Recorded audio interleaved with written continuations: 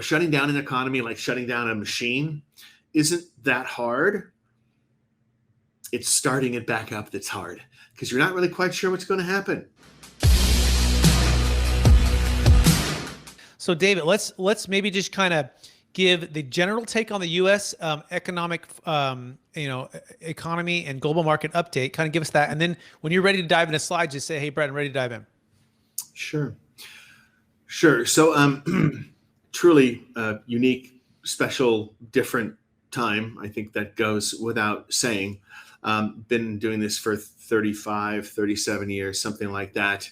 Formerly trained as an economist, kind of turned into a money manager over years. And I've never seen such a prolonged period of and such a massive amount of government stimulus in all its various forms. Low interest rates, that's a way of stimulating the economy.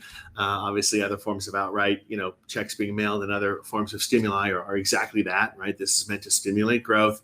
And there's a whole lot of other things, somewhat more technical. I won't go into all of those, but long story short, and remember, it's not really just the COVID period. This is backdrop. It really, in some ways, there's an overhang from the great financial crisis back in, kind of 2007, 8, largely over by 2009. A lot of the liquidity and the measures that were being taken then are generally similar to the measures being undertaken now. Different time, different place, different reasons, somewhat different timing, different degree. But the point is, there's still, I would argue, an overhang, a 10-year plus now overhang of excess liquidity going all the way back to the, measures put in place during the great financial crisis. Interest rates never really got back up to where they were kind of, on average over longer periods of time. Again, a source of more stimulus in the economy. Fast forward, we're starting to really completely come out of that 10-year, difficult period. Whammo, right? COVID, only thing to do, cut interest rates, stimulate the economy, mail out checks, got to get this thing going. The engine cannot stop, or at least we had to restart it because we ourselves elected to kind of stop it, which is very, very unusual. In my experience in studying economic history for centuries and in my own personal experience, I'm not aware of a period when any government ever said, we will now shut down our economy, either, materially or some would argue kind of completely for a while. It's just never happened before. So we are in uncharted territory. And by the way, shutting down an economy like shutting down a machine isn't that hard.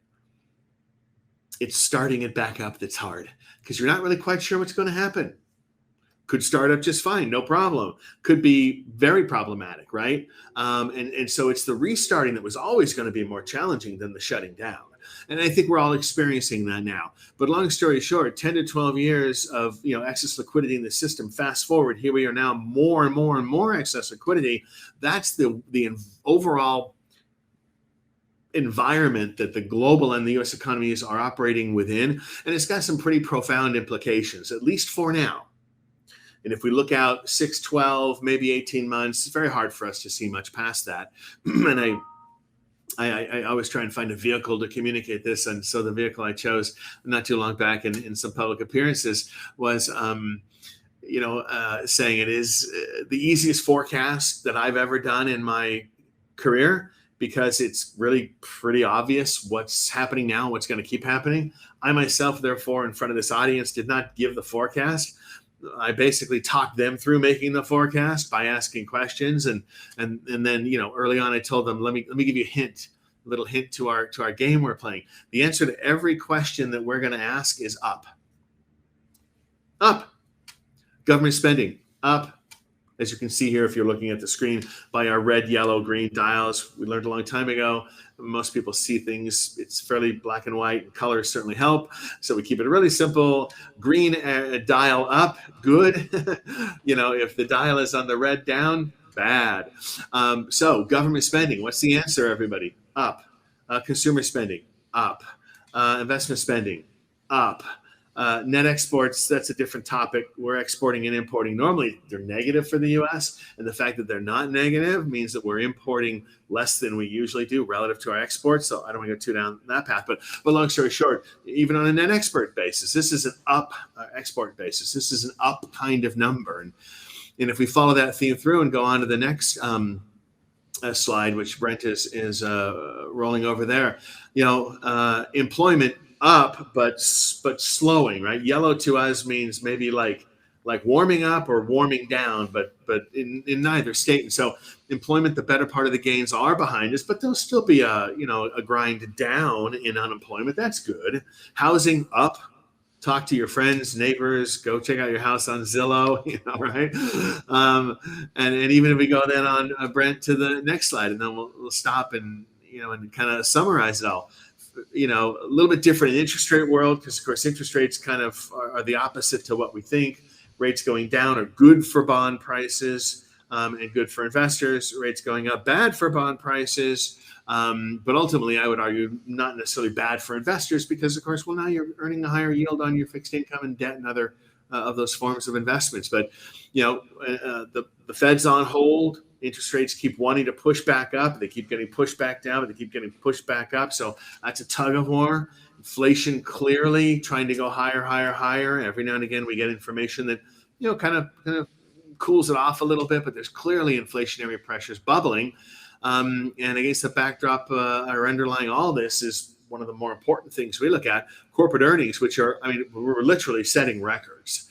Some of that is off of abnormally low numbers of 6 and 12 and 18 months ago. We all know what was happening, 12 months ago. We were looking around wondering, is this ever going to end? Literally ever going to end. And so, so a lot of that is measurement and timing differences, but corporate earnings in corporate America is doing fantastic. They're on a very, very strong earnings run. And so if we go then into market forecast, and we'll pause here for a moment, this is a really good environment for everything but fixed income investors, where I would argue you can still hold some debt, some fixed income in your portfolios, probably should, depending on your situation.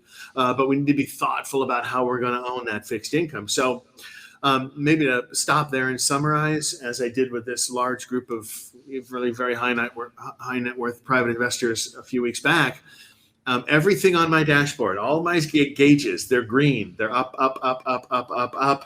And that's very a good sign for, risk assets, for real estate, for stocks, for other investable forms of assets. This period, in our opinion, just an opinion, will last for another 6, 12 months, maybe a bit longer. There will be a reckoning out there. It can't go on forever, but for right now, it's really a very positive economic and market environment for investors. Thank you so much, David.